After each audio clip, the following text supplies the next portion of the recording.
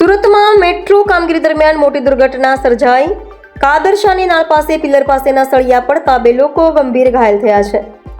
આ ઘટના બાદ સ્થાનિક લોકોએ વિરોધ કર્યો હતો. ઘાયલોમાં એકનું નામ નિલેશભાઈ મનસુખભાઈ બોરસલીવાળા હોવાનું સામે આવ્યું છે.